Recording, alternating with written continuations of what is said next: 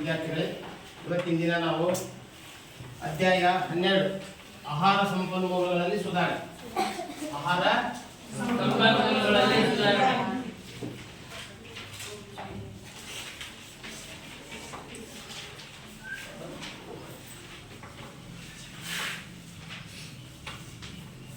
ಈಗ ಪ್ರತಿಯೊಂದು ಜೀವಿಗೆ ಬದುಕಲಿಕ್ಕೆ ಯಾವುದರ ಅವಶ್ಯಕತೆ ಇದೆ?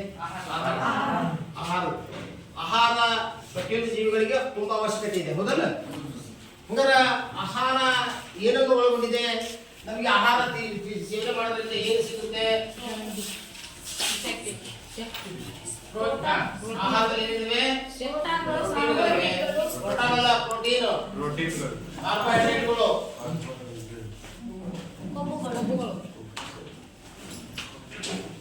ಕೊಬ್ಬುಗಳು, ಓಕೆ, ವಿಟಮಿನ್ಗಳು, ಜೀವಸತ್ವಗಳು, ಖನಿಜಗಳು. ಇಷ್ಟು ವಸ್ತುಗಳು ನಮ್ಮ ದೇಹಕ್ಕೆ ಸಿಗ್ತವೆ. ಓಕೆ, ಜೊತೆಗೆ ಕೆಲವು ನಾರು ಪದಾರ್ಥಗಳು ಸಿಗ್ತವೆ. ಹಂಗಾರೆ ಇವುಗಳನ್ನು ಸೇವನೆ ಮಾಡೋದ್ರಿಂದ ನಮಗೆ ಏನು ದೊರೆಯುತ್ತೆ? ಈ ಶಕ್ತಿ ಎದಕ್ಕೆ ಉಪಯೋಗ ಆಗುತ್ತೆ? ದೇಹದ ಬೆಳವಣಿಗೆ, ದುರಸ್ತಿ, ಅಭಿವೃದ್ಧಿ, ನಂತರ ಕೆಲಸ ಕಾರ್ಯಗಳನ್ನು ಮಾಡಲಿಕ್ಕೆ ಈ ಶಕ್ತಿ ಬೇಕು, ಹೌದಲ್ಲ? ಹಂಗಾರೆ ಆಹಾರ ಅಂದ್ರೆ ಏನು? ಆಹಾರ ಅಂದ್ರೇನು? ನಮ್ಮ ಶರೀರವನ್ನ ಪೋಷಿಸುವಂತಹ ಅಗತ್ಯ ಪೋಷಕಾಂಶಗಳನ್ನು ಹೊಂದಿರುವ ವಸ್ತುವಿಗೆ ಏನು ಕರೀತಾರ? ಆಹಾರ. ಆಹಾರ ಅಂದ್ರೇನು? ನಮ್ಮ ದೇಹಕ್ಕೆ ಶಕ್ತಿಯನ್ನು ಒದಗಿಸುವ, ನಮ್ಮ ದೇಹವನ್ನು ಪೋಷಿಸುವ ಅಗತ್ಯ ಪೋಷಕಾಂಶಗಳನ್ನು ಹೊಂದಿರುವ ಯಾವುದೇ ಪದಾರ್ಥಕ್ಕೆ ಏನಂತ ಕರಿತೀವಿ? ಈಗ ಅಕ್ಕಿ, ಜೋಳ, ರಾಗಿ ಇವೆಲ್ಲ ಏನಿವು? ಆಹಾರ, ಹೌದಾ? ರಾಗಿ ಇವೆಲ್ಲ ಏನಿವು? ಆಹಾರಗಳು. ಶೇಂಗಾ, ತೊಗರಿ, ಅವರೆ, ಪ್ರತಿಯೊಂದು ಹಣ್ಣು, ತರಕಾರಿಗಳೆಲ್ಲ ಇವೇನಿವು? ಆಹಾರಗಳು. ಹಂಗಾರೆ ಈ ಆಹಾರವನ್ನು ಸೇವನೆ ಮಾಡೋದ್ರಿಂದ ನಮ್ಮ ದೇಹಕ್ಕೆ ಶಕ್ತಿ ಒದಗುತ್ತೆ. ಆ ಶಕ್ತಿ ದಿನನಿತ್ಯ ಕೆಲಸ ಕಾರ್ಯಗಳನ್ನು ಮಾಡಲಿಕ್ಕೆ, ದೇಹದ ಬೆಳವಣಿಗೆ, ದುರಸ್ತಿ, ಅಭಿವೃದ್ಧಿ ಮುಂತಾದ ಕೆಲಸಗಳನ್ನ ಮಾಡುತ್ತೆ.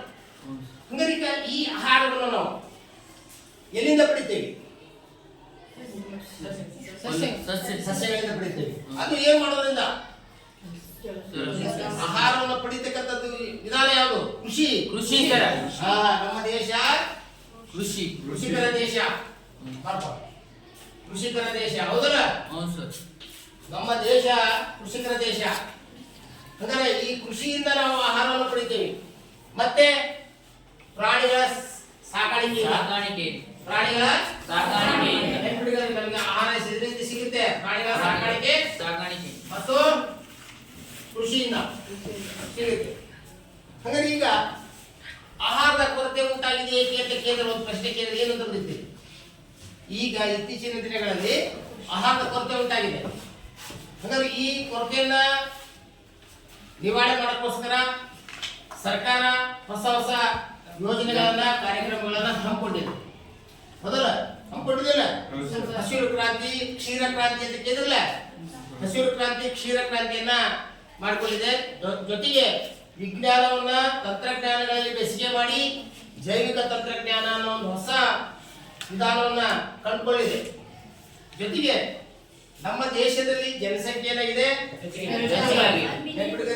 ಆಹಾರದ ಕೊರತೆ ಉಂಟಾಗಲಿಕ್ಕೆ ಏನ್ ಕಾರಣ? ಜನಸಂಖ್ಯೆ ಓಕೆ, ಜನಸಂಖ್ಯೆ ಹೆಚ್ಚಳ. ನಮ್ಮ ದೇಶದ ಜನಸಂಖ್ಯೆ 1 ಬಿಲಿಯನ್ಗಿಂತ ಹೆಚ್ಚಿದೆ. ಸುಮಾರು 140 ಕೋಟಿ ಜನಸಂಖ್ಯೆ ನಮ್ಮ ಭಾರತ ದೇಶದಲ್ಲಿದೆ. ಆದ್ರೆ ಬೆಳೆಯುವ ಭೂಮಿ, ಆಹಾರವನ್ನ ಬೆಳೆಯುವ ಭೂಮಿ ಎಷ್ಟಿದೆಯೋ ಅಷ್ಟೇ ಇದೆ. ಆದ್ರೆ ದಿನನಿತ್ಯ ಜನಸಂಖ್ಯೆ ಏನಾಗ್ತಾ ಇದೆ? ಜಾಸ್ತಿ ಆಗ್ತಾ ಇದೆ. ನಮ್ಮ ದೇಶಕ್ಕೆ ಪ್ರತಿ ವರ್ಷ 1 ಬಿಲಿಯನ್ 4ನೇ ಭಾಗದಷ್ಟು ಆಹಾರ ಬೇಕು. ಆದ್ರೆ ಆಹಾರವನ್ನ ನಾವು ಎದರ ಮೂಲಕ ಪಡೆಯಬೇಕಾಗತ್ತೆ? ಮತ್ತು ಪ್ರಾಣಿಗಳ ಸಾಕಾಣಿಕೆಯಿಂದ. ಪ್ರಾಣಿಗಳ ಸಾಕಾಣಿಕೆಗೆ ಏನಂತ ಕರೀತಾರೆ? ಪಶುಸಂಗೋಪನೆ. ಪಶುಸಂಗೋಪನೆ, ಹೌದಲ್ಲ? ಈ ಪಶುಸಂಗೋಪನೆಯಿಂದ ನಾವು ಆಹಾರವನ್ನ ಪಡಿಬೇಕಾಗಿದೆ, ಹೌದಾ? ಹಂಗಾರೆ ಮತ್ತೆ ಉತ್ಪಾದನೆಯನ್ನ ಹೆಚ್ಚಳ ಮಾಡಕ ಹೌದಾ ಕೃಷಿಯನ್ನು ನಾವು ಉತ್ತಮಪಡಿಸಬೇಕಾಗಿದೆ. ಆಹಾರ ಬೆಳೆಯನ್ನು ಉತ್ಪಾದನೆ ಹೆಚ್ಚಳ ಮಾಡಬೇಕಾದ್ರೆ ನಾವು ಕೃಷಿಯನ್ನ ಉತ್ತಮಪಡಿಸಬೇಕಾಗಿದೆ. ಹಿಂಗಾದ್ರೆ ಕೃಷಿ ಉತ್ತಮಪಡಿಸಬೇಕಾದ್ರೆ ಬೀಜಗಳು ಚೆನ್ನಾಗಿರ್ಬೇಕು, ಭೂಮಿ ಚೆನ್ನಾಗಿರ್ಬೇಕು, ಮತ್ತು ಅದಕ್ಕೆ ಬಳಸುವಂತ ಗೊಬ್ಬರ ಚೆನ್ನಾಗಿರ್ಬೇಕಲ್ವಾ? ಹಂಗಾರೆ ಈಗ ರೈತ ಬೆಳೆದ ಬೆಳೆಯನ್ನ ನಾವು ಗೋದಾಮುಗಳಲ್ಲಿ ಸಂಗ್ರಹಿಸಿಟ್ರೆ ಏನಾಗುತ್ತೆ? ಅಪೌಷ್ಟಿಕತೆ ಉಂಟಾಗುತ್ತೆ. ಅಂದ್ರೆ ಗೋದಾಮಲ್ಲಿ ಸಂಗ್ರಹವಾದಂತ ಆಹಾರ ಏನಾಗುತ್ತೆ? ಕೆಟ್ಟು ಹೋಗುತ್ತೆ, ಹೌದಲ್ಲ? ಹಾಗಾದ್ರೆ ಜನರಿಗೆ ಆ ಆಹಾರ ಪದಾರ್ಥವನ್ನ ಕೊಂಡ್ಕೊಳ್ಳಿಕ್ಕೆ ಏನ್ ಬೇಕು? ಹಣ ಬೇಕು, ಹೌದಲ್ಲ? ಒಟ್ಟಾರೆ ಒಬ್ಬ ಪ್ರಜೆ ದೇಶದಲ್ಲಿ ಅವನಿಗೆ ಆಹಾರದ ಕೊರತೆ ಆಗಬಾರ್ದು. ಇದು ನಮ್ಮ ದೇಶದ ಒಂದು ಇದು. ಅದು ಪ್ರತಿಯೊಬ್ಬ ಪ್ರಜೆನ ಇವತ್ತೊಂದಿನ ಏನಾದ್ರು ಉಪವಾಸ ಇರಬಾರ್ದು. ಅಂದ್ರೆ ಉಪವಾಸ ಇರಬಾರ್ದು ಅಂದ್ರೆ ಏನ್ ಮಾಡ್ಬೇಕು? ಕೃಷಿಯ ಚಟುವಟಿಕೆಗಳನ್ನ ಏನ್ ಮಾಡ್ಬೇಕು? ಹೆಚ್ಚಳ ಮಾಡಬೇಕು. ಅಂದ್ರೆ ಈಗ ಫಸ್ಟ್ನೇದಾಗಿ ನಮ್ಮ ದೇಶದಲ್ಲಿ ಆಹಾರವನ್ನು ಬೆಳಿಬೇಕಾದ್ರೆ ಬೆಳೆಯ ಇಳುವರಿ ಸುಧಾರಣೆ ಮಾಡಬೇಕು. ಏನ್ ಮಾಡ್ಬೇಕು? ಬೆಳೆಯ ಇಳುವರಿ ಸುಧಾರಣೆ ಮಾಡಬೇಕು. ಹಾಗಾದ್ರೆ ಬೆಳೆಯ ಇಳುವರಿ ಸುಧಾರಣೆ ಮಾಡ್ಬೇಕಾದ್ರೆ ನಮಗೆ ಬರ್ತವೆ ತಡೆಯ ಬೆಳೆಯ ಇಳುವರಿ ಸುಧಾರಣೆ. ಬೆಳೆಯ ಇಳುವರಿ ಸುಧಾರಣೆ ಮಾಡ್ಬೇಕಾದ್ರೆ ಇಲ್ಲಿ ನಾನು ಈಗಾಗಲೇ ಹೇಳಿದ ನಾನು ಈಗ ಧಾನ್ಯಗಳು ಅಂದ್ರೆ ಏಕದಳ ಧಾನ್ಯಗಳು, ದ್ವಿದಳ ಧಾನ್ಯಗಳು, ಹಣ್ಣುಗಳು, ತರಕಾರಿಗಳು ಮತ್ತೆ ಕೆಲವು ಪದಾರ್ಥಗಳಿವೆ, ಹೌದಲ್ಲ? ನಾವು ಬೆಳಿತಕ್ಕಂಥದ್ದು. ಹಾಗಾದ್ರೆ ಈಗ ಇಲ್ಲಿ ಬೆಳೆಯ ಸುಧಾರಣೆಯಲ್ಲಿ ಪ್ರೋಟೀನ್ಗಳನ್ನು ಒದಗಿಸುವ ಆಹಾರಗಳು ಯಾವುವು ಅಂತ ಕೇಳ್ತಾರೆ. ನೀವು ಒಂದು ಮಾತಿಗೆ ಪ್ರೋಟೀನ್ಗಳನ್ನು ಒದಗಿಸುವ ಆಹಾರ ಪದಾರ್ಥಗಳು ಕಡಲೆ ನಾವು ಸಾಮಾನ್ಯವಾಗಿ ಕಡಲೆ, ಬಟಾಣಿ, ಉದ್ದಿನ ಬೆಳೆ, ಹೆಸರುಬೇಳೆ, ಹೆಸರುಕಾಳು, ತೊಗರಿಕಾಳು,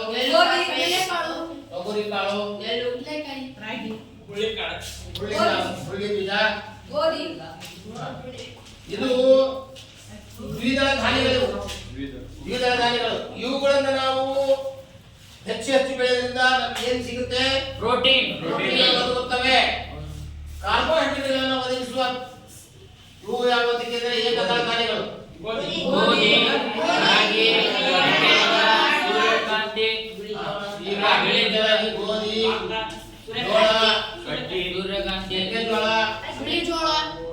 ಮೆಕ್ಕೆಜೋಳ, ಬಿಳಿಜೋಳ,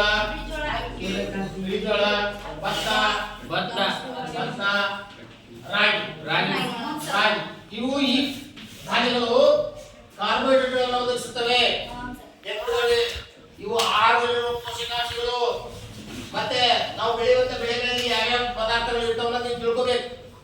ಕೊಬ್ಬುಗಳನ್ನು ಒದಗಿಸುವ ಪದಾರ್ಥಗಳು ಕೊಬ್ಬುಲೆ, ಸೋಯಾಬೀನ್, ಸೂರ್ಯಕಾಂತಿ,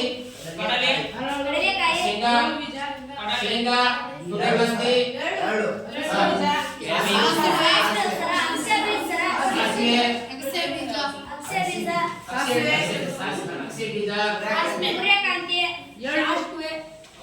ಬೀಜ, ಎಳ್ಳು, ಹರಳೆಣ್ಣೆ, ಹರಳು ಬೀಜ, ಹರಳೆಣ್ಣೆ, ಕಡ್ಲೆಕಾಯಿಂದ ಶೇಂಗಾ, ಹೌದಾ? ಇವೆಲ್ಲ ಏನು ಕೊಬ್ಬುಗಳನ್ನು ಒದಗಿಸ್ತವೆ. ಇನ್ನ ಜೀವಸತ್ವಗಳನ್ನ ಮತ್ತು ಖನಿಜಗಳನ್ನು ಒದಗಿಸವು. ಜೀವಸತ್ವಗಳನ್ನು ಒದಗಿಸುವ ತರಕಾರಿಗಳು, ಹಣ್ಣುಗಳು ಮತ್ತು ಹಣ್ಣುಗಳು ಇವೇನ್ ಮಾಡ್ತವೆ? ಜೀವಸತ್ವಗಳನ್ನು ಒದಗಿಸ್ತವೆ ಮತ್ತು ಖನಿಜಗಳನ್ನು ಒದಗಿಸ್ತವೆ. ಉದಾಹರಣೆ, ನಾವು ಸೇವಿಸುವಂತ ಆಹಾರದೊಳಗೆ ಕರಿಬೇವು ಇರಬೇಕು, ಕೊತ್ತಂಬರಿ ಸೊಪ್ಪು ಇರಬೇಕು, ಹೌದಾ? ಮೆಂತ್ಯ ಸೊಪ್ಪು ಇರಬೇಕು, ಪಾಲಕ್ ಸೊಪ್ಪು ಇರಬೇಕು ಅಂತ ಹೇಳ್ತಾರೆ. ಅವೆಲ್ಲ ಖನಿಜಗಳನ್ನು ಒಳಗೊಂಡಿರ್ತವೆ. ಹಣ್ಣು ಹಂಪಲುಗಳು ಜೀವಸತ್ವಗಳನ್ನು ಇರ್ತವೆ. ಅದಕ್ಕೆ ದಿನನಿತ್ಯ ಇವೆಲ್ಲ ಪದಾರ್ಥಗಳನ್ನು ನಾವು ತಿನ್ಬೇಕು. ಹಾಗಾದ್ರೆ ಇವುಗಳೆಲ್ಲ ತಿನ್ಬೇಕಾದ್ರೆ ನಾವು ಇವುಗಳನ್ನ ಬೆಳಿಬೇಕು. ಇವ್ರು ಬೆಳೆಯೋದು ಯಾರು? ಕೃಷಿಕರು, ಹೌದಲ್ಲ? ಇವತ್ತೀಗ ಇತ್ತೀಚಿನ ದಿನಗಳಲ್ಲಿ ಆಹಾರದ ಬೆಳೆಯ ಉತ್ಪಾದನೆ ಏನಾಗಿದೆ? ಹೆಚ್ಚಾಗಿದೆ. ಮತ್ತೆ ಯಾಕಂತ ಕೇಳಿದ್ರೆ ನಾವು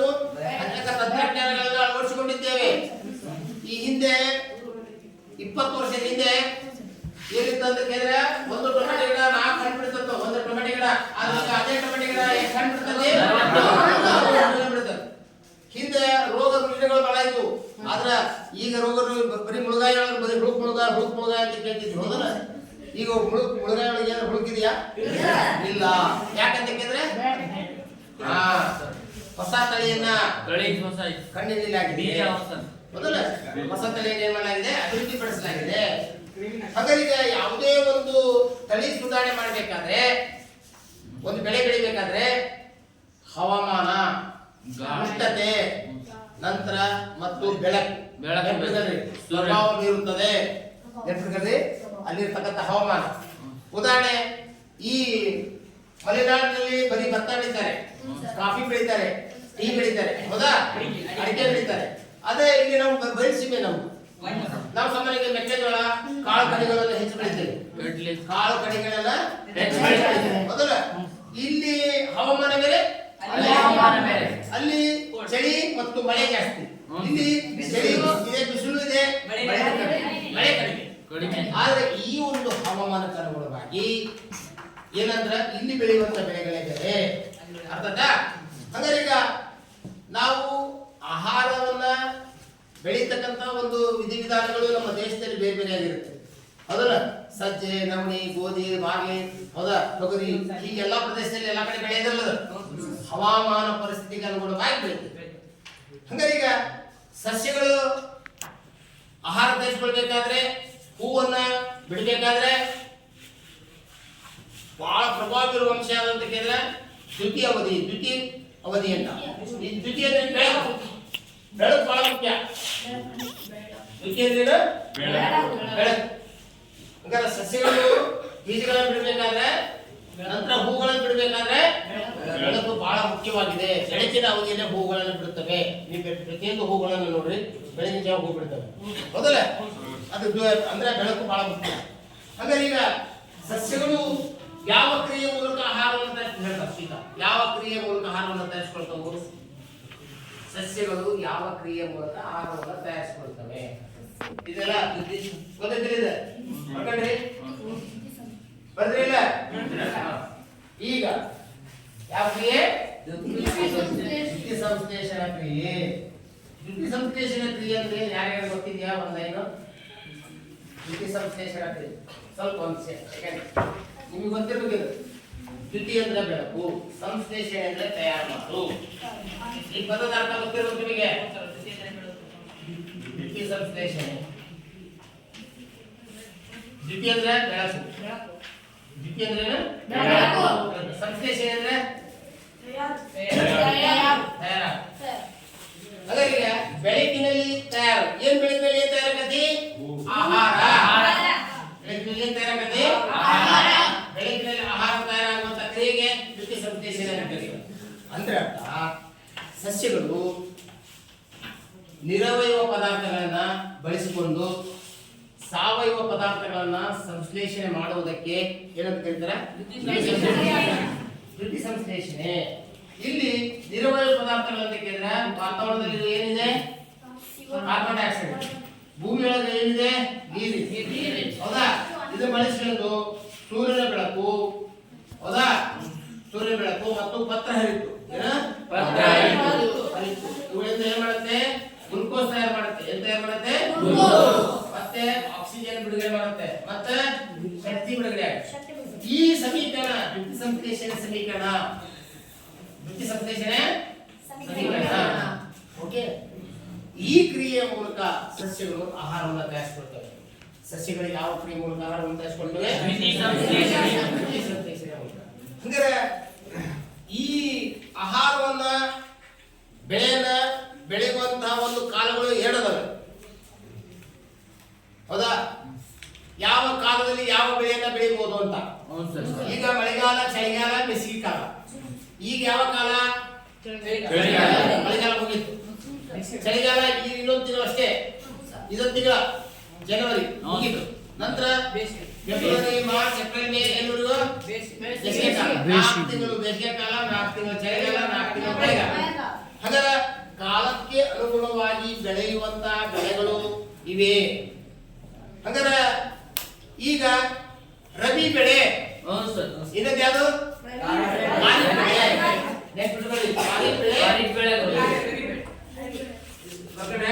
ಕಡಲೆ ಬಟಾಣಿ ಅವೆಲ್ಲ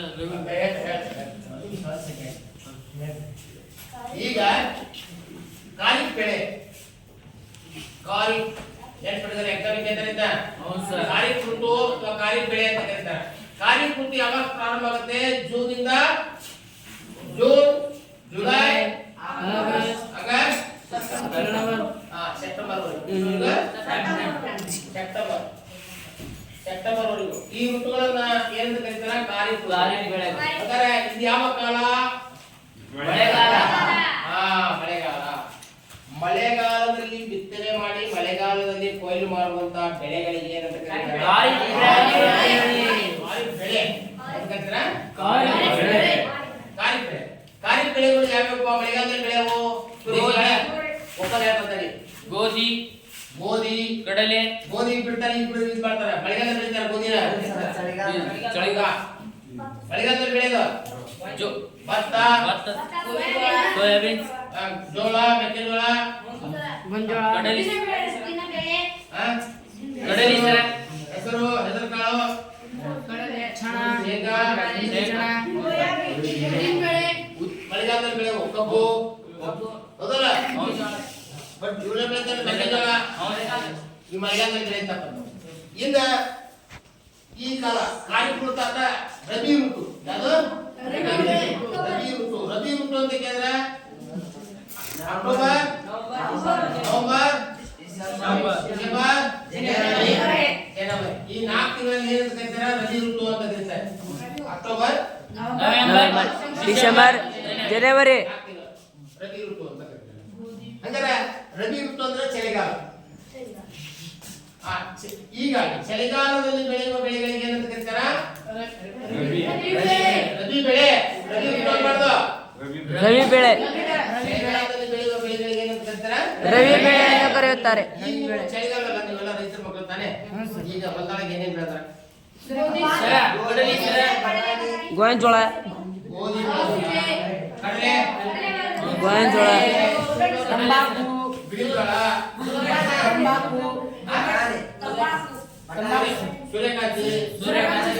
ಸೂರ್ಯಕಾಂತಿ, ಬಟಾಣಿ,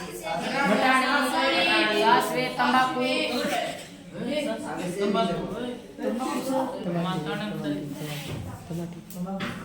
ಪಾಠ ಮಾಡ್ತಾ ವಿಡಿಯೋ ಒಪ್ಪಂದ ಮಾತಾಡ್ತಾರೆ ನೀಟಾಗಿ. ಹಿಂಗೆ ಚಳಿಗಾಲ ಮಳೆಗಾಲದಲ್ಲಿ ಬೆಳೆಗಳನ್ನ ನಾವು ಬೆಳಿತೇವೆ ಕಾಲಕ್ಕೆ ಅನುಗುಣವಾಗಿ. ಈಗ 1960ರಿಂದ 2004ರವರೆಗೂ ಸುಮಾರು 40 ವರ್ಷಗಳ ಇತ್ತೀಚೆಗೆ ಸುಮಾರು 25% ಆಹಾರ ಉತ್ಪಾದನೆಯನ್ನ ಹೆಚ್ಚಳ ಮಾಡಲಾಗಿದೆ. ಎಷ್ಟು?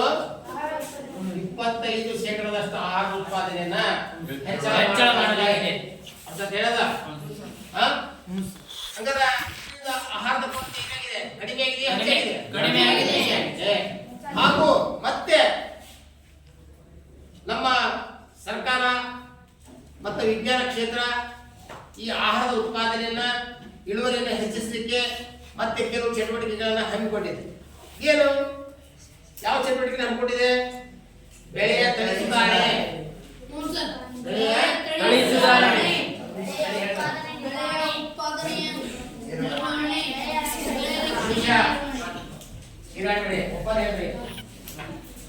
ಒಂದೇದು ಬೆಳೆಯ ತಳಿ ಸುಧಾರಣೆ, ಬೆಳೆಯ ತಳಿ ಸುಧಾರಣೆ, ಬೆಳೆಯ ಉತ್ಪಾದನೆಯ ನಿರ್ವಹಣೆ, ಬೆಳೆಯ ಉತ್ಪಾದನೆಯ ನಿರ್ವಹಣೆ, ಬೆಳೆಯ ರಕ್ಷಣೆ ನಿರ್ವಹಣೆ.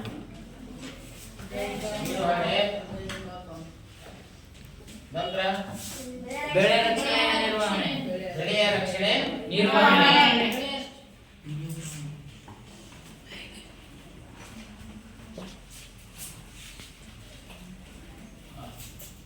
ಈಗ ಮಕ್ಕಳೇ ಹೋದ ವರ್ಷ 8ನೇ ತರಗತಿಗೆ ಫಸ್ಟ್ ಪಾಠ ಇತ್ತು, ಬೆಳೆಯ ಉತ್ಪಾದನೆ ಮತ್ತು ನಿರ್ವಹಣೆ ಅಂತ ಪಾಠ ಇತ್ತು ಅಲ್ವಾ? ಈಗ ಅದರ ಮುಂದುವರೆದ ಭಾಗ ಇದೆ. ಅದು ಮುಂದುವರೆದ ಭಾಗ. ಇದನ್ನೆಲ್ಲ ರೈತರ ಮಕ್ಕಳಿರೋದ್ರಿಂದ ನಮಗೆ ಬೆಳೆಯನ್ನು ಹೇಗೆ ಬೆಳಿಬೇಕು, ರೋಗ ಯಾವ ಬರ್ತವೆ, ಯಾವ ಟೈಮಿಗೆ ಬೀಜವನ್ನು ಬಿತ್ತಬೇಕು, ಹೊಲವನ್ನು ಹೇಗೆ ಹೊಡಿಬೇಕು, ನಂತರ ಹೊಲವನ್ನು ಹೊಡಿಬೇಕಾದ್ರೆ ನಾವು ಯಾವ್ಯಾವ ಉಳುಮೆ ಸಾಧನಗಳನ್ನ ಬಳಸಬೇಕು, ನಂತರ ಯಾವ್ಯಾವ ಯಂತ್ರಗಳನ್ನ ನಾವು ಬಳಸಬೇಕು, ಯಾವಾಗ ಕೊಯ್ಲು ಮಾಡಬೇಕು, ಇದೆಲ್ಲ ನಮಗೆ ಗೊತ್ತಿರಬೇಕು. ಗೊತ್ತಿದೆಯಲ್ಲ? ಬೆಳೆ ಅಂದ್ರೆ ಯಾರು ಹೇಳ್ತೀರಿ? ಇಷ್ಟಪಟ್ಟ ಕೇಳಿದ್ರೆ ಬೆಳೆ ಬೆಳೆ ಬೆಳೆಬೇಕು. ಬೆಳೆ ಅಂದ್ರೆ ಏನು? ಬೆಳೆ ಅಂದ್ರೆ ಏನು? ಒಂದು ನಿರ್ದಿಷ್ಟ ಪ್ರದೇಶದಲ್ಲಿ ಒಂದೇ ರೀತಿಯ ಸಸ್ಯಗಳನ್ನು ಹೆಚ್ಚು ಹೆಚ್ಚು ಪ್ರಮಾಣದಲ್ಲಿ ಬೆಳೆಯುವುದಕ್ಕೆ ಉದಾಹರಣೆ ಇಲ್ಲಿ ಒಂದು 4 ಎಕರೆ ಜಮೀನಿದೆ. ಆ ಜಮೀನಾಗ ಒಂದ್ 2 ಮೆಕ್ಕೆಜೋಳ ಸಸಿಗಳನ್ನು ಹಾಕಿದ್ರೆ ನಡೀತಿದ್ದೆ? ನಡೆಯಲ್ಲ. ಬರೀ ಅಷ್ಟು 4 ಎಕರೆ ಜಮೀನುಗಳಿಗೂ ಪೂರ್ತಿ ಏನಿರ್ಬೇಕು? 4 ಎಕರೆ ಹತ್ತಿ ಹಾಕಿದ್ರೆ ಹತ್ತಿನೇ ಇರ್ಬೇಕು, ಮೆಣಸಿನಕಾಯಿ ಹಾಕಿದ್ರೆ ಮೆಣಸಿನಕಾಯಿ ಇರ್ಬೇಕು, ಟೊಮೆಟೊ ಹಾಕಿದ್ರೆ ಟೊಮೆಟೊ ಇರ್ಬೇಕು. ಅದನ್ನು ನಾವು ಬೆಳೆ ಅಂತ ಕರಿತೇವೆ, ಹೌದಲ್ಲ? ಆ ಬೆಳೆ ಒಳಗೆ ಎಷ್ಟು ಪ್ರಕಾರ? ಖಾರಿಫ್ ಬೆಳೆ, ರಬಿ ಬೆಳೆ, ಮಳೆಗಾಲದಲ್ಲಿ ಬೆಳೆಯುವ ಬೆಳೆಗಳು, ಚಳಿಗಾಲದಲ್ಲಿ ಬೆಳೆಯುವ ಬೆಳೆಗಳು. ಸಾಮಾನ್ಯವಾಗಿ ನಿಮಗೆ ಗೊತ್ತಿರಬೇಕು, ನಾವು ಬೆಳೆಯನ್ನ ಬೆಳಿಬೇಕಾದ್ರೆ ಅನೇಕ ಕೃಷಿ ಚಟುವಟಿಕೆಗಳನ್ನ ಅನುಸರಿಸುತ್ತೇವೆ. ಈ ರೀತಿ ಕೃಷಿ ಚಟುವಟಿಕೆಗಳನ್ನ ನಾವು ವ್ಯವಸ್ಥಿತವಾಗಿ ಜಮೀನೊಳಗೆ ಅಳವಡಿಸಿಕೊಳ್ತೇವೆ. ಇಂತಹ ಚಟುವಟಿಕೆಗಳಿಗೆ ಕೃಷಿ ಪದ್ಧತಿಗಳು ಅಂತ ಕರೀತಾರೆ. ಮಣ್ಣನ್ನು ಹದಗೊಳಿಸುವುದು, ಹೌದಲ್ಲ? ಉಳುಮೆ ಮಾಡುವುದು, ಬೀಜಗಳನ್ನು ಆಯ್ಕೆ ಮಾಡುವುದು, ಕಳೆ ನಿವಾರಣೆ ಮಾಡುವುದು, ರಸಗೊಬ್ಬರ ನೀಡುವುದು, ನೀರಾವರಿ, ಕಳೆ ತೆಗೆಯುವುದು, ನಂತರ ಕೊಯ್ಲು. ಇವು ಕೃಷಿ ಪದ್ಧತಿಯ ಮುಖ್ಯ ಚಟುವಟಿಕೆಗಳು. ಇವು ಬೆಳೆಯ ಪದ್ಧತಿಗಳು, ಹಂತಗಳು. ಇವೆಲ್ಲ ಹಂತಗಳನ್ನು ನೀವು ಓದ 8ನೇ ತರಗತಿಯಲ್ಲಿ ಕಲ್ತಿದ್ದೀರಿ. ಈಗ ನಿಮಗೆ ಬೆಳೆಯ ತಳಿ ಸುಧಾರಣೆ ಮತ್ತು ಬೆಳೆಯ ಉತ್ಪಾದನೆ ನಿರ್ವಹಣೆ ಮಾಡಬೇಕಾದ್ರೆ ಏನೇನು ಮಾಡ್ತಾರ? ಬೆಳೆಯ ರಕ್ಷಣೆ ನಿರ್ವಹಣೆ ಯಾರ ಇದು ಕರ್ತವ್ಯ? ನಮ್ಮೆಲ್ಲರೂ ಕರ್ತವ್ಯ. ಬರೀ ರೈತರಷ್ಟೇ ಅಲ್ಲ, ಪ್ರತಿಯೊಬ್ಬ ಪ್ರಜೆಯ ಕರ್ತವ್ಯ. ಬರೀ ತಂದೆ ಮಾರ್ಕೆಟಿಂದ ಒಂದ್ ಚೀಲ ಜೋಳ, ಒಂದ್ ಚೀಲ ಭತ್ತ, ಒಂದ್ ಚೀಲ ರಾಗಿ, ಒಂದ್ ಚೀಲ ಅಕ್ಕಿ ಪ್ರತಿಯೊಂದು ತಂದಾರಂದ್ರೆ ಅವುಗಳನ್ನ ಸಂರಕ್ಷಣೆ ಮಾಡತಕ್ಕಂತ ಕೆಲಸ ಯಾರು? ಮನೆಯವ್ರೆಲ್ಲರೂ ಹೊಳೆಯೋದಿಲ್ಲ. ಒಂದ್ ವೇಳೆ ಅದು ನೆಟ್ಟಿ ಮುಚ್ಚಲಿಲ್ಲ, ನೀರಿರ್ತಕ್ಕಂಥ ಜಾಗದಾಗ ಇಟ್ಟಿವಿ, ಅದೇನಾಗತ್ತೆ? ಮುಗ್ ಬರ್ತದೆ, ಹಾಳಾಕತ್ತಲ್ಲ. ಹಂಗಾಗಿ ಪ್ರತಿಯೊಂದು ವಸ್ತುಗಳನ್ನ ಪ್ರತಿಯೊಬ್ಬರು ರಕ್ಷಣೆ ಮಾಡ್ತಕ್ಕಂಥ ಕರ್ತವ್ಯ ನಮ್ಮೆಲ್ಲದರಾಗಿದೆ. ಆದ್ದರಿಂದ ಬೆಳೆಯ ಬಗ್ಗೆ ಇದು ತುಂಬಾ ಈಸಿಯಾಗಿರ್ತಕ್ಕಂಥ ಪಾಠ. ಈಸಿ ಆಗಿದ್ರೆ ಅರ್ಥಕತ್ತಲ್ಲ? ಹಾಗಾದ್ರೆ ಈಗ ಬೆಳೆಯ ತಳಿ ಸುಧಾರಣೆ ಇದು ಈಗ ನಾವು ಬೆಳೆಯ ತಳಿ ಸುಧಾರಣೆ ಮಾಡ್ಬೇಕಂದ್ರೆ ಏನ್ ಮಾಡಿದೀವಿ ಅನ್ನೋದ್ರೆ ನೆನ್ಪಿಟ್ಕೊಳ್ಳಿ.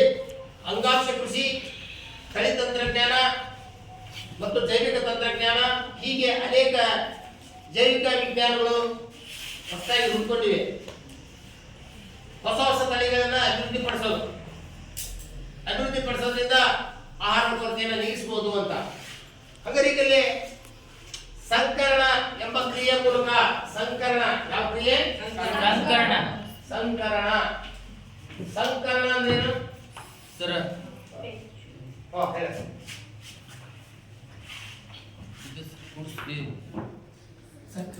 ಒಂದು ಜಾತಿಯ ಪ್ರಭೇದಗಳನ್ನ ಒಂದೇ ಪ್ರಭೇದಕ್ಕೆ ಸೇರಿದ ಸಸ್ಯಗಳನ್ನ ಅಡ್ಡ ಹಾಯಿಸುವುದನ್ನು ಏನು ಕರೀತಾರೆ?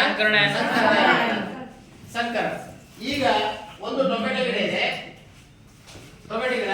ಆ ಟೊಮೆಟೊ ಗಿಡ ಒಂಥರ ಈ ಶೇಪ್ ಇದೆ, ಈ ಟೊಮೆಟೊ ಹಣ್ಣಿಗೆ ಈ ತರ ಇರುತ್ತೆ. ಇನ್ನೊಂದು ಚಪ್ರ ಬದ್ದೆ ಅಂತ ಇರುತ್ತೆ, ಚಪ್ರ ಟೊಮೆಟೊ. ಈ 2 ಗಿಡಗಳನ್ನು ಏನ್ ಮಾಡೋದು? ಕ್ರಾಸ್ ಮಾಡೋದು. ಏನ್ ಮಾಡೋದು? ಕ್ರಾಸ್ ಅಂದ್ರೆ ಅಡ್ಡ ಹಾಯಿಸೋದು, ಕಟ್ ಮಾಡೋದು. ಅಂಗಾಂಶ ಕೃಷಿ ಅಂತ ಕರೀತಾರೆ. ಸಸ್ಯದ ಯಾವುದಾದ್ರೂ ಒಂದು ಭಾಗ, ಕಾಂಡ ಆಗಿರ್ಬೋದು, ಬೇರಾಗಿರ್ಬೋದು, ಬೀಜ ಆಗಿರ್ಬೋದು, ಯಾವುದೋ ಒಂದು ಭಾಗವನ್ನ ಏನ್ ಮಾಡ್ತಾರೆ? ಇನ್ನೊಂದು ಅದೇ ಜಾತಿಗೆ ಸಂಬಂಧಿಸಿದೆ. ಇದು ಟೊಮೆಟೊ, ಇದು ಉಪ್ಪುತ್ತಿ ಟೊಮೆಟೊ, ಇದು ಚಪ್ರ ಟೊಮೆಟೊ. ಚಪ್ರ ಬೆಳೀತಿದ್ದಲ್ಲ, ಹೌದಾ? ಚಪ್ರ ಟೊಮೆಟೊ ಸಣ್ಣ ಬೀಜ, ಸಣ್ಣದು ಬೆಳೀತಿದ್ರು. ಈ 2 ಗಿಡಗಳನ್ನು ಏನ್ ಮಾಡೋದು? ಒಂದೇ ಪ್ರಭೇದಕ್ಕೆ ಸೇರಿದ ಸಸ್ಯಗಳನ್ನ ಸಂಕಲನ ಮಾಡೋದು. ಸಂಕಲನ ಮಾಡೋದ್ರಿಂದ ಏನಾಗುತ್ತೆ, ಮುಂದೆ ಆ ಗಿಡ ಏನ್ ಮಾಡುತ್ತೆ, ಉತ್ತಮವಾದ ದೊಡ್ಡದಾದ ಹಣ್ಣುಗಳನ್ನು ಬಿಡುತ್ತೆ ಮತ್ತು ಹೆಚ್ಚು ಹೆಚ್ಚು ಹಣ್ಣುಗಳನ್ನ ಏನು ಹೆಚ್ಚು ಹೆಚ್ಚು ಹಣ್ಣುಗಳನ್ನ. ಮೊದಲ ಚಕ್ರದ ಟೊಮೆಟೊ ಒಂದ್ ಗಿಡದಾಗ 100-200 ಗಂಟೆ ಹಣ್ಣು ಬಿಡೋದಿದೆ. ಇದು ಕೇವಲ ಒಂದು 5-6 ಹಣ್ಣು ಬಿಡೋದು. ಅವಾಗ ಇದರಿಂದ ಕ್ರಾಸ್ ಆದಂತ ಗಿಡ ಸುಮಾರು 200-300 ಹಣ್ಣುಗಳನ್ನು ಬಿಡಾಕ 200-300 ಹಣ್ಣುಗಳನ್ನು ಬಿಡಾಕ. ಹಾಗಾದ್ರೆ ಇದರಿಂದ ಇಳುವರಿ ಏನಾಯ್ತು, ಹೆಚ್ಚಾಯ್ತಲ್ಲ. ಓಕೆ, ಇದನ್ನ ಏನಂತಂದ್ರ ಒಂದೇ ಪ್ರಭೇದಕ್ಕೆ ಸೇರಿದಂತ ಸಸ್ಯಗಳನ್ನ ಅಡ್ಡ ಹಾಯಿಸುವುದಕ್ಕೆ ಸಂಕರಣ ಎನ್ನುವರು. ಇನ್ನೊಂದಿದೆ, ಈಗ ಒಂದು ಟೊಮೆಟೊ ಗಿಡ ಒಂದು ಮೆಣಸಿನ ಗಿಡ ಅಂತಾರೆ. ಇವು ಎರಡು ಒಂದೇ ಪ್ರಭೇದನ ಅಲ್ಲ, ಎರಡು ವಿಭಿನ್ನ ಪ್ರಭೇದಗಳು. ಎರಡು ವಿಭಿನ್ನ ಪ್ರಭೇದಗಳನ್ನ ಅಡ್ಡ ಹಾಯಿಸಿದಾಗ, ಸಂಕಲನ ಮಾಡಿದಾಗ ಹುಟ್ಟತಕ್ಕಂತ ಸಸ್ಯ ಕುಲಾಂತರಿ ಸಸ್ಯ.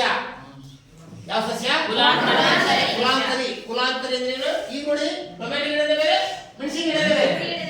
ಈ ಎರಡು ಗಿಡಗಳನ್ನ ಕ್ರಾಸ್ ಮಾಡೋದು. ಏನ್ ಮಾಡೋದು? ಕ್ರಾಸ್ ಅಂದ್ರೆ ಒಂದು ಗಿಡದ ಕಾಂಡವನ್ನ ಕತ್ತರಿಸೋದು ಅಡ್ಡ ಹಾಕಿ, ನಂತರ ಇನ್ನೊಂದು ಗಿಡದ ಕಾಂಡವನ್ನ ಕತ್ತರಿಸಿದ ಆ ಕತ್ತರಿಸಿದ ಜಾಗಕ್ಕೆ ಏನ್ ಮಾಡೋದು, ಅಂಟಿಸಿ ಪ್ಲಾಸ್ಟಿಕ್ ನಿಂದ ಏನ್ ಮಾಡೋದು, ಟೇಪ್ ಹೊಡೆಯೋದು. ನಂತರ ಅದಕ್ಕೆ ಗೊಬ್ಬರ ತಗೋಬೇಕು. ನಂತರ ಒಂದು ತಿಂಗಳಾದ್ಮೇಲೆ ಅದೇನ್ ಮಾಡುತ್ತೆ, ಬೇರುಗಳನ್ನು ಬಿಡುತ್ತೆ.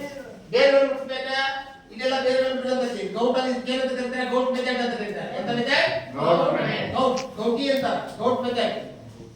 ಇದನ್ನ ಇಲ್ಲಿ ಕತ್ತರಿಸಿ ಹೂಗಳನ್ನು ಹಾಕಿದ್ರೆ ಅವಾಗ ಈ ಟೊಮೆಟೊ ಗಿಡ ಟೊಮೆಟೊ ಹಣ್ಣು ಅಷ್ಟೇ ಬಿಡಲ್ಲ, ಮೆಣಸಿನಕಾಯಿ ಹೌದಲ್ಲ? ಈಗ ನೀವು ಗುಲಾಬಿ ನೋಡಿದಿರಿ, ಮೊದಲ ಕೆಂಪು ಗುಲಾಬಿ, ಹಳದಿ ಗುಲಾಬಿ, ಬಿಳಿ ಗುಲಾಬಿ, ಮೊದಲು ಒಂದೇ ಗುಲಾಬಿ ಇತ್ತು. ಹೌದಾ? ಗುಲಾಬಿ ಬಣ್ಣ, ಗಣಪತಿ ಬಣ್ಣ ಇದ್ದಲ್ಲ, ಗುಲಾಬಿ ಬಣ್ಣ ಅದಿತ್ತು. ಆದ್ರೆ ಈಗ ರೆಡ್ ರೋಸ್ ಅಂತ ಬಂದಿದೆ, ವೈಟ್ ರೋಸ್ ಅಂತ ಬಂದಿದೆ, ಮತ್ತೆ ಪಿಂಕ್ ಅಂತ ಎಲ್ಲೋ ಹಳದಿ ಗುಲಾಬಿ ಎಲ್ಲೋ. ಇವೆಲ್ಲರ ಹಳದಿ ಅಂದ್ರೆ ಎಲ್ಲೋ, ರೆಡ್ ಅಂದ್ರೆ ಕೆಂಪು ಗುಲಾಬಿ, ನಂತರ ಇನ್ನೂ ಗ್ರೀನ್ ಬಂದಿಲ್ಲ. ಆದ್ರೆ ಒಂದು ದೇಶದಲ್ಲಿ ಕಪ್ಪು ಗುಲಾಬಿಯನ್ನ ಬೆಳೆದಿದ್ದಾರೆ. ಯಾವ ದೇಶ? ನೆನಪಿಲ್ಲ, ನೆನಪಿಡ್ಕೋಬೇಕು. ಬ್ರೆಜಿಲ್ ದೇಶದಲ್ಲಿ. ಬ್ರೆಜಿಲ್ ದೇಶದಲ್ಲಿ ಯಾವ ಗುಲಾಬಿ? ಕಪ್ಪು ಗುಲಾಬಿ. ನೋಡಿ, ಎಲ್ಲರೂ ಕೂಡ ರೆಡ್ ಗುಲಾಬಿ, ಕೆಂಪು ಗುಲಾಬಿ ಪ್ರತಿಗಳು ನೋಡ್ಯಾರ. ಆದ್ರೆ ಕಪ್ಪು ಗುಲಾಬಿ ಬೆಳೆದಾರಂದ್ರೆ ಒಂಥರ ಆಶ್ಚರ್ಯ ಹೋಗಲ್ಲ. ಈ ರೀತಿ ಎಲ್ಲ ಹೇಗೆ ಸಾಧ್ಯ ಆಗಿದೆ ಅಂದ್ರೆ ಇದೇ ಗೌಟ್ ಮೆಥಡ್ ಇಂದ. ಈಗ ಗುಲಾಬಿಗಳದಾವಲ್ಲ, ಕೆಂಪು ಗುಲಾಬಿ, ಹಸಿರು ಗುಲಾಬಿ, ಹಳದಿ ಗುಲಾಬಿ ಅದಲ್ಲ. ಕೆಂಪು ಗುಲಾಬಿ ಹಳದಿ ಗುಲಾಬಿ ಕ್ರಾಸ್ ಮಾಡ್ರಿ, ಅವಾಗ ಹುಟ್ಟತಕ್ಕಂಥ ಬಣ್ಣ ಬೇರೆ ಬೇರೆ ಬರ್ತದೆ. ನಾನು ಮೊನ್ನೆ ನಮ್ಮ ಮನೆಯೊಳಗೆ ಒಂದು ಗಿಡ ತಂದನಿ, ಅದು ಕೆಂಪು, ಹಳದಿ ಮತ್ತು ಬಿಳಿ ಮೂರೂ ಬಣ್ಣ ಇದೆ ಗುಲಾಬಿ ಒಳಗೆ. ನೀವೆಲ್ಲ ನಾ ಈ ನೆಕ್ಸ್ಟ್ ಬರ್ತಾರೆ ಫೋಟೋ ಮಾಡ್ತಾರೆ 100% ಮತ್ತೆ ಹೊಡ್ಕೋಬೇಕಂತ ಹೊಳಿದಿಲ್ಲ. ಕೆಂಪು, ಹಳದಿ ಮತ್ತು ಬಿಳಿ ಮೂರು ಅದು. ಯಾಕಂತ ಕೇಳಿದ್ರೆ ಅವು ಬೇರೆ ಬೇರೆ ತಳಿಗಳ ಏನ್ ಮಾಡೋದು, ಕ್ರಾಸ್ ಮಾಡ್ಯಾರ. ಇದು ನೀವು ಮನೆಯಾಗ ನಿಮ್ಮ ಅಕ್ಕಪ್ಪ ನಿಮ್ಮ ಹತ್ತಿರದಾಗ ಮುಂಚೆಯಾಗಿ ಇರತಕ್ಕಂಥ ಗಿಡಗಳನ್ನ ನೀವು ಕ್ರಾಸ್ ಮಾಡಿ ಕ್ಲೀನಾಗಿ ಈಗ ಕಟ್ ಮಾಡಿ ಅದು ಇನ್ನೊಂದು ಕಾಂಡ ತಗೊಂಡು ಜೋಡಿಸಿ ಕ್ಲೀನಾಗಿ ಕಟ್ಟಿದ್ರೆ ಏನ್ ಮಾಡ್ಬೋದು, ಹೊಸ ಬೆಳೆಯನ್ನ ನೀವು ಅಭಿವೃದ್ಧಿ ಮಾಡ್ಬೋದು. ನೀವು ಮಾಡಿ. ನೀವು ರೈತರು ಎಷ್ಟು ಜಾಣದಲ್ಲ ಅಂತ ಕೇಳಿದ್ರೆ ಸಿಕ್ಕಾಪಟ್ಟೆ ಜಾಣದಲ್ಲ, ಅವರು ಅನೇಕ ಪ್ರಯೋಗಗಳನ್ನು ಮಾಡ್ತಾರೆ. ನೀವು ಯಾಕೆ ಮಾಡಬಾರ್ದು?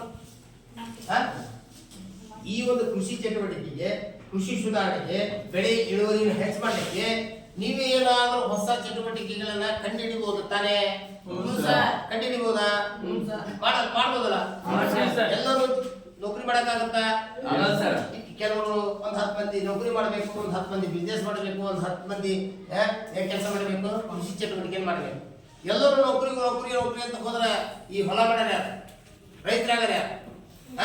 ನಮಗೆಲ್ಲ ಅನ್ನ ಹಾಕ್ಯಾರ ಯಾರು? ನಮಗೆಲ್ಲ ಅನ್ನ ಹಾಕ್ಯಾರ ಯಾರು?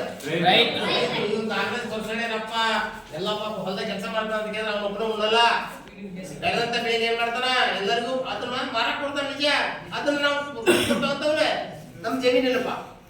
ಮತ್ ನಾವು ಅಂಗಡಿಗೆ ಹೋಗಿ ಜೋಳ, ಹೆಸರು ಕಾಳು, ಹಲಸಂದಿ ಕಾಳು ತೊಂಬರಲ್ವಾ? ತೊಂಬರ್ತೇವೆ. ಅವಾಗ ದುಡ್ಡು ಕೊಡ್ತೇವೆ. ಹಿಂಗೆ ನಾವು ಯಾವುದೇ ಒಂದು ಬೆಳೆಯನ್ನು ಬೆಳಿಬೇಕಾದ್ರೆ ಈ ತಂತ್ರಜ್ಞಾನ ಅಳವಡಿಸಿಕೊಂಡು ಮತ್ತೆ ಹಚ್ಚಿ ಬೆಳೆ ಇಳುವರಿಯನ್ನು ಹೆಚ್ಚಿಸುವುದು ಅರ್ಥದ.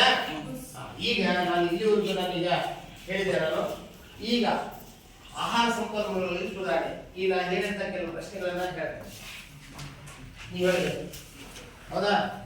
ನಮ್ಮ ದೇಹದ ಅಭಿವೃದ್ಧಿ, ದುರಸ್ತಿ ಮತ್ತು ಬೆಳವಣಿಗೆ ಮತ್ತು ಅನೇಕ ಕೆಲಸ ಕಾರ್ಯಗಳಿಗೆ ಯಾವ ಪದಾರ್ಥದ ಅವಶ್ಯಕತೆ ಇದೆ?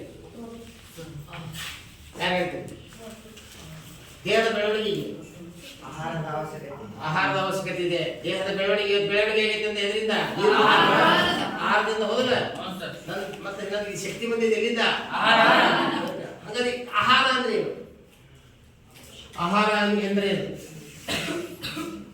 ನಮ್ಮ ದೇಹಕ್ಕೆ ಶಕ್ತಿಯನ್ನು ಒದಗಿಸುವ ಮತ್ತೆ ನಮ್ಮ ದೇಹವನ್ನು ಪೋಷಿಸುವ ಮತ್ತು ಸೂಕ್ತ ಪೋಷಕಾಂಶಗಳನ್ನು ಹೊಂದಿರುವ ಪದಾರ್ಥಕ್ಕೆ ಏನಂತ ಕರೀತಾರೆ ಅಂತ ಹೇಳಿದೆ? ಆಹಾರ. ಹಾಗಾದ್ರೆ ಆಹಾರದಲ್ಲಿ ಯಾವ ಯಾವ ಪೋಷಕಾಂಶಗಳಿವೆ? ಆಹಾರದಲ್ಲಿ ಯಾವ ಪೋಷಕಾಂಶಗಳಿವೆ ಹೇಳಿದ್ರಲ್ಲೇ? ಸುಮ್ಮನೆ ಹೇಳ್ತಾರೆ. ಲಿಪಿಡ್ಗಳು, ಖನಿಜಗಳು. ಈಗ ನೋಡಿ ಕರೆಕ್ಟ್ ಹೇಳಿ. ಪ್ರೋಟೀನ್ಗಳು, ಕಾರ್ಬೋಹೈಡ್ರೇಟ್ಗಳು, ಲಿಪಿಡ್ಗಳು, ಕೊಬ್ಬುಗಳು. ಲಿಪಿಡ್ಗಳಂದ್ರೆ ಕೊಬ್ಬುಗಳು, ಜೀವಸತ್ವಗಳು ಮತ್ತು ಖನಿಜಗಳು ಇಲ್ಲಿ ಆಹಾರದಲ್ಲಿವೆ. ಹಾಗಾದ್ರೆ ಈಗ ಪ್ರೋಟೀನ್ ಅನ್ನ ಒದಗಿಸುವ ಆಹಾರಗಳಾವು ಅಂತ ಕೇಳ್ತಾರೆ. ಪ್ರೋಟೀನ್ ಅನ್ನ ದ್ವಿದಳ ಧಾನ್ಯಗಳು ಪ್ರೋಟೀನ್ ಅನ್ನು ಒದಗಿಸುತ್ತವೆ ಅಂತ ನೆನಪಿಡಬೇಕು. ಹೆಸರು ಕಾಳು, ಶೇಂಗಾ, ಕಡಲೆ, ಇವು ಪಟಾಣಿ ಇವೆಲ್ಲ ಇವು ಪ್ರೋಟೀನ್ಗಳನ್ನು ಒದಗಿಸುತ್ತವೆ. ಕೊಬ್ಬರಿ ಕಾಳು, ಅದು ಹೆಸರು ಕಾಳು ಅದಲ್ಲ. ಇನ್ನ ಕಾರ್ಬೋಹೈಡ್ರೇಟ್ ಅನ್ನು ಒದಗಿಸುವ ಪದಾರ್ಥಗಳು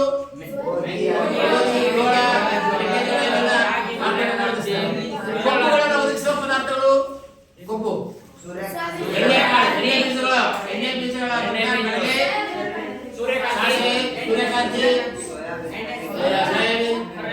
ಹೌದಾ? ಇವೆಲ್ಲ ಹರಳೆಣ್ಣೆ, ಹಣ್ಣು ಇವೆಲ್ಲ ಕೊಬ್ಬು. ಈಗ ಆಹಾರವನ್ನ ಕಾಲಕ್ಕನುಗುಣವಾಗಿ ಬೆಳೆಯಲಾಗುತ್ತೆ. ಹಾಗಾದ್ರೆ ಈಗ ಮಳೆಗಾಲದಲ್ಲಿ ಬೆಳೆಯುವ ಬೆಳೆಗಳನ್ನ ಏನಂತ ಕರೀತಾರೆ? ಸೋಮು ಕೂಡ ಮಳೆಗಾಲದಲ್ಲಿ ಬೆಳೆಯುವ ಬೆಳೆಗಳನ್ನ ಏನಂತ ಕರೀತಾರೆ? ಖಾರಿಫ್ ಬೆಳೆ. ಮಳೆಗಾಲದಲ್ಲಿ ಬೆಳೆಯುವ ಬೆಳೆಗಳಿಗೆ ಏನಂತ ಕರೀತಾರೆ? ಓಡನ್ನ ಮರಿಬೇಡ, ಓಡನ್ನ ನೆನ್ಪಿಡಬೇಕು. ಈಗ ಚಳಿಗಾಲದಲ್ಲಿ ಬೆಳೆಯುವ ಬೆಳೆಗಳನ್ನ ಏನಂತ ಕರೀತಾರ? ಹೇಳಪ್ಪ ಸಿಕ್ಕಪ್ಪ ಏನು ಸಿದ್ಧ ಸಣ್ಣ ಹೇಳಲ್ಲ ಹೆಂಗಪ್ಪ? ರಬಿ ಬೆಳೆ, ರಬಿ ಬೆಳೆ ಅಂತ ಕರೀತಾರೆ. ಈಗ ಕುತ್ಕೊಳ್ಳಪ್ಪ. ಸಂಕರಣ ಎಂದರೆ ಸಂಕರಣ ಅನುವಂಶೀಯವಾಗಿ ವಿಭಿನ್ನವಾಗಿರುವ ಸಸ್ಯಗಳನ್ನು ಅಡ್ಡ ಹಾಯಿಸುವುದು ಮತ್ತು ಸಂಕಲನಗೊಳಿಸುವುದನ್ನು ಸಂಕರಣ. ಅನುವಂಶೀಯವಾಗಿ, ಅನುವಂಶೀಯವಾಗಿ ಅಂದ್ರೆ ಪೀಳಿಗೆಯಿಂದ ಪೀಳಿಗೆಗೆ ತಮ್ಮ ಗುಣಗಳನ್ನ ಹೊಂದಿರುವಂತ ಸಸ್ಯಗಳನ್ನ ಏನಾಗೋದು ಅಡ್ಡ ಹಾಯಿಸುವುದನ್ನು ಅಂತ ಕರೀತಾರೆ ಸಂಕರಣ ಎನ್ನುತ್ತಾರೆ. ಹಾಗಾದ್ರೆ ಈಗ ಬೆಳೆಯ ಇಳುವರಿಯ ಉತ್ಪಾದನೆಯನ್ನ ಹೆಚ್ಚಳ ಮಾಡಲಿಕ್ಕೆ ಯಾವ ಚಟುವಟಿಕೆಗಳನ್ನು ಹಮ್ಮಿಕೊಳ್ಳಲಾಗಿದೆ? ಕೃಷಿ.